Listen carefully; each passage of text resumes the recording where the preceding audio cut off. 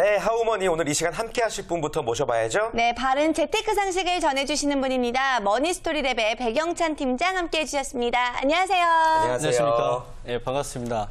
날씨가 가을 날씨가 벌써 된 것 같아요. 맞아요. 예, 일교차가 심한 것 같습니다. 감기 조심하시길 바라고요. 저도 네. 얼마 전에 감기 때문에 고생을 해서 꼭 감기 조심하셨으면 좋겠습니다. 네, 좋습니다. 오늘도 가을 날씨처럼 선선하고 시원한 소식 전해주시길 바라겠고요. 오늘은 어떤 이야기 한번 나눠볼까요?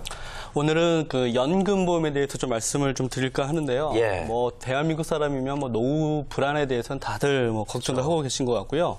그러다 보니까 연금보험에 대해서 이제 관심을 많이 갖고 계신 것 같습니다. 최근에 이제 변화가 뭐냐면 그 노후에 이제 관심을 가져가시는 분들이 주로 이제 50대들이 좀 많이 있으시다고 하십니다. 그래서 이 50대 분들이 은퇴를 눈앞에 두고 이제 연금을 가입하시는 추세가 좀 늘어나고 있다고 하고요. 그러다 보니까 이제 젊은 세대들 뭐 20대, 30대도 젊어서부터 연금을 준비해야 된다.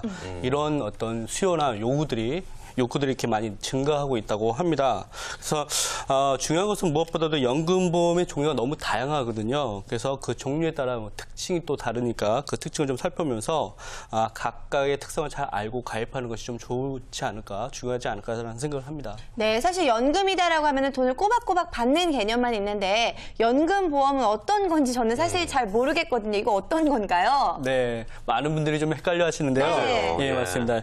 연금이라는 게 이제 경제활동 기간 내에 이제 벌어들인 소득의 일부를 그 미래를 위해서 좀 쌓아두시는 거고요. 그 소득이 없어지는 노후 기간에 매월 규칙적으로 어떤 생활비의 목적으로 돈을 받아서 쓰는 것을 연금이라고 하죠. 네. 예, 그래서 또한 연금보험이라고 하면 그 일단 연금에도 여러 가지 그 종류가 있는데 뭐 연금 저축도 있고 연금 뭐 신탁도 있고 연금 보험도 있는데요. 특히 연금보험 같은 경우는 피보험자라고 합니다. 연금을 받는 대상자를 피보험자라고 하는데 그 피보험자가 사망할 때까지 일정한 기간 동안 보험회사가 보험 대상자, 아까 피보험자에게 해마다 일정 금액을 지급하는 것을 약속한 보험, 그런 약속한 보험을 연금보험이라고 합니다. 네. 그렇죠.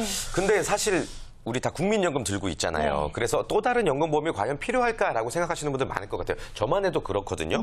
국민연금 외에도 필요성이 있을까요? 국민연금을 많이 내시는 분들은 그런 예. 말씀들 많이 하시는데요. 대부분 국민연금을 아무리 많이 받으셨다 하더라도 노후에 충분한 생활비를 감당하기는 좀 쉽지는 않을 것 같고요. 특히나 우리나라 같은 경우는 평균 수명하고 그 저출산, 뭐 고령화 이런 말들이 상당히 많이 있고 또 가속화되고 있는 상황입니다. 그래서 해를 거듭하면 거듭할수록 또한 과학과 기술이 발달하면서 평균 수명이 많이 늘어나고 있거든요. 그래서 노후 생활 기간도 이제 더더욱 길어지다 보니까 2019년에는 우리나라가 고령 사회가 된다고 그래요. 고령 사회는 인구 100명당 14명. 그러니까 14%가 65세 노인 인구면 고령 사회라고 하고요. 2026년에는 그 노인층 인구, 65세 노인 인구가 20% 이상이 된답니다. 이 말은 아까 100명 중에 20명 이상이 65세 노인 인구가 된다는 건 초고령 사회가 된다는 건데요.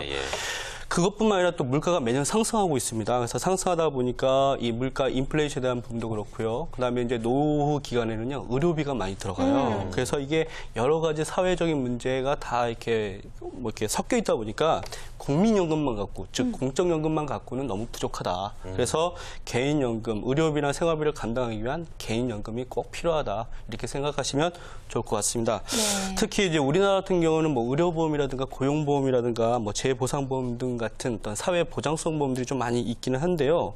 사실은 되게 미비한 실정입니다. 그래서 국민연금은 기초라고 생각하시면 될 것 같고요. 보다 좀 안정적이고 여유 있는 생활을 하시려고 하신다면 노후 기간에 개인연금을 지금부터 준비하시는 게 올바른 재테크가 아닐까라는 생각을 합니다. 네, 국민연금만 믿고 나중에 노후를 생각했다가는 큰 코 다칠 수가 있기 때문에 뭔가를 잘 준비를 해둬야 된다는 말씀이신 것 같은데, 자, 이것도 아무래도 준비하는 데 있어서 원칙이 있는 거겠죠? 맞습니다. 우리 보통 많이 들어보셨는데요. 뭐 3층 연금이라는 말씀 많이 들어보셨을 것 같아요. 1층 연금은 아까 말씀드렸던 것처럼 국민연금. 그다음에 2층 연금은 우리 기업에 다니시는 분들은 해당되시는데 이제 퇴직연금. 3층 연금이 이제 개인연금이라고 보시면 될 것 같고요. 이렇게 3층으로 쌓아두셔야 된다 이렇게 생각하시면 될 것 같습니다. 이게 국민연금만 믿고 있으면 안 되겠다라는 생각이 자꾸 드네요. 예, 연금보험의 종류가 이제 여러 가지라는 말씀이시네요. 네, 맞습니다. 이게 이제 조금 이제 강론으로 들어가게 되는데요. 통상 연금보험에는 크게 3가지 종류가 있습니다. 소득공제가 되는 연금저축보험이 있고요. 네. 소득공제 대신 10년만 이상 유지하게 되면 세금을 한 푼도 떼지 않는 비과세 연금보험이 있습니다. 네. 또 하나 아까 50대 분들이 요즘 연금 많이 가입하신다고 그러잖아요. 주로 즉시연금보험이라는 걸 가입하시게 되는데 목돈을 들고 가서 넣어놓으신 다음에 그 다음 달부터 생활비로 받는 그런 연금보험이 있습니다. 그러면 아무래도 종류별로도 유용한 대상이 따로 있는 거겠네요. 그렇죠. 아무래도 상품이 나눠져 있다는 것은 그만큼 각각의 대상에 따라서 상품의 특성이 주어진다는 얘기인데요. 직장인이나 자영업 하시는 분들에게는 소득공제 저축 연금저축보험이 유용하다 보시면 될 것 같습니다. 예. 은퇴 후에 뭐 재원도 마련할 수가 있겠지만 직장 생활 하시면서 우리 많이들 연말정산에 관심 많으시잖아요. 네. 소득공제를 톡톡히 보실 수 있는 장점이 있고요. 그다음에 이제 수익률에 따라서 이제 복리 효과가 좀 생기는 부분도 있고, 그다음에 연금 받으실 때는 이제 최저 보증이라고 해서 네. 금리가 아무리 낮아져도 요만큼은 보장해주겠다. 뭐 이런 제도도 있고요. 그다음에 예금자 보호가 된다는 게 또 아무래도 장점이 아닐까라는 생각이 듭니다. 그다음에 또한 그 일시 납입도 할 수 있고, 그다음에 중도 인출도 할 수 있는 그런 기능들이 있기 때문에 더 좋을 것 같고요. 수익과 지출이 아무래도 이제 불규칙하고 기초 연금 지원이 부족하다고 한다면 소득이 있을 때 더 많이 준비를 하셔야 될 것 같거든요. 연금 저축보험이나 연금보험 중 어느 것이 더 유리한가 이걸 판단하시고 가입하시는 게 좋을 것 같고. 아까 즉시연금보험을 제가 말씀을 드렸는데 나머지 연금보험 같은 경우는 적립식입니다. 근데 아까 즉시연금 같은 경우는 목돈으로 일시불 납입하시는 거니까 준비돼 있으신 분들이 가입하시는 거라고 판단하시면 좋을 것 같습니다. 예, 그렇군요. 자, 그렇다면 다양한 연금 보험에 대한 소개를 들어봤는데요. 이 중에서 우리가 조금 더 효과적으로 연금을 선택하기 위한 어떤 노하우가 있을까요? 뭐 노하우라기보다는 어떤 특징들을 좀 잘 살펴보셔야 될 것 같은데요. 연금 지급 방식을 고려하셔야 되고요. 연금 지급 기간을 확인을 해보셔야 될 것 같습니다. 기간. 예. 연금 그 지급 방식과 지급 기간 중에 지급 기간부터 말씀을 드리면 종신토록 받는 연금이 있고요. 죽을 때까지 받는 거죠. 그렇죠. 예. 그래서 이게 종신연금형이고 상속연금형이 있습니다. 사망하시고 그 자녀분들에게 혹은 유가족들에게 넘겨주는 상속연금형. 그다음에 확정연금형이라는 건 내가 30년 살지 40년 살지는 모르지만 10년 동안만 받겠다. 이런 것들이 이제 확정적으로, 네. 확정연금형으로 나누어질 수 있을 것 같고요. 요즘은 상품들이 많이 잘 개발이 돼서 보증기간도 있으니까 잘 판단하시면 될 것 같고요. 두 번째로 그 연금 같은 경우는 이제 장기 저축에 유리한 겁니다. 그래서 적정 보험료와 단점들을 좀 그래도 살펴보셔야 될 것 같아요. 예. 모든 상품이 다 100% 좋은 것만 아니기 때문에 좀 어떤 단점도 있다는 건 좀 기억을 하시면 좋을 것 같고요.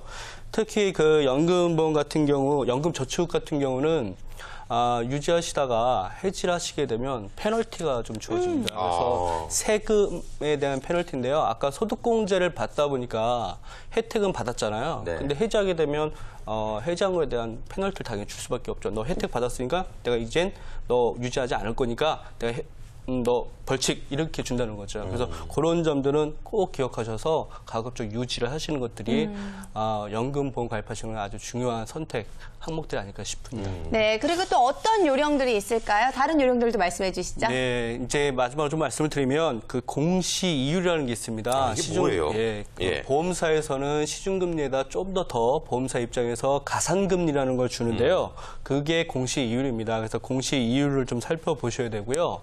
이 상품이 운용이 되면 배당을 주나 안 주나 이것도 좀 보셔야 되는데 배당 유무, 그다음에 지급 여력, 보험사가 망하지 않을까 이거 좀 살펴보시면 좋을 것 같고요.